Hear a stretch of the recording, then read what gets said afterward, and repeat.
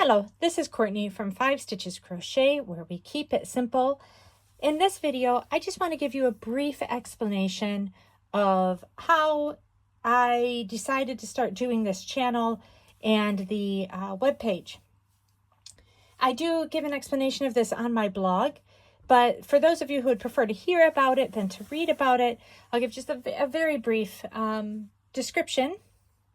I started doing crochet when I was very young. I was probably my daughter's age, about 5 or 6, when I started doing crochet. And my mother, my grandmothers, and my great-grandmother taught me how to do crochet. And so it carries with it a certain weight of generational knowledge. As a child, in the beginning, all I really did was do chains.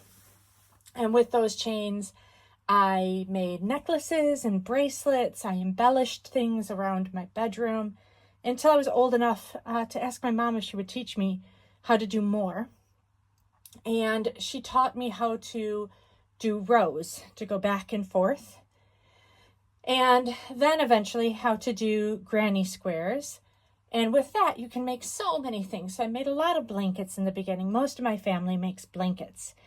And that's what I did for a very long time. But eventually I moved to hotter climates.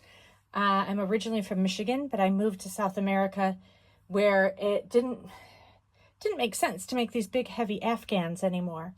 And so I started branching out and learning how to make other things. I made covers for phones and tablets. For a long time, I made things exclusively out of reused grocery bags.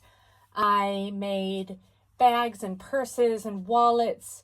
I started making jewelry, which I still make, and I've become a bit more addicted to making these smaller items and wearables.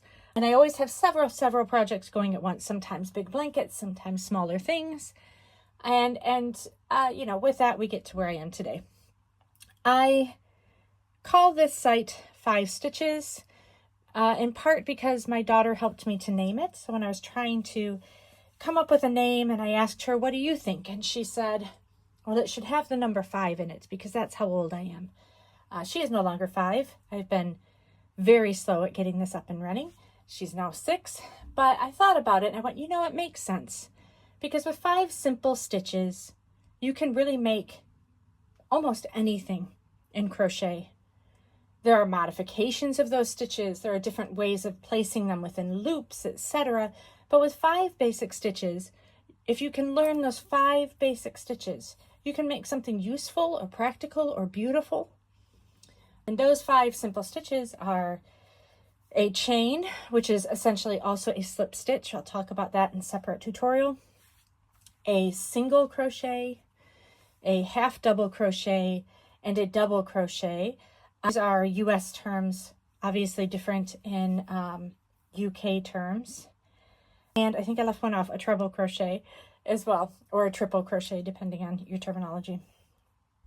So the other point of philosophy in the creation of 5 stitches is that there are a lot of videos now on how to make things that are super cool and really beautiful, but a bit more complicated. And I think for those of you who are just starting off and who are just trying to learn, you don't need to know complicated to make something beautiful. You just need to learn those simple 5 stitches. Crochet can be what it is, and that is something very simple. And so I'm going to teach you those basic, simple ways of doing things. Now, if you want to take that and add some alternatives to make it a little bit fancier, then by all means do so. I can show you how to do those things as well, but you don't have to. You can learn these 5 basic stitches and do something beautiful.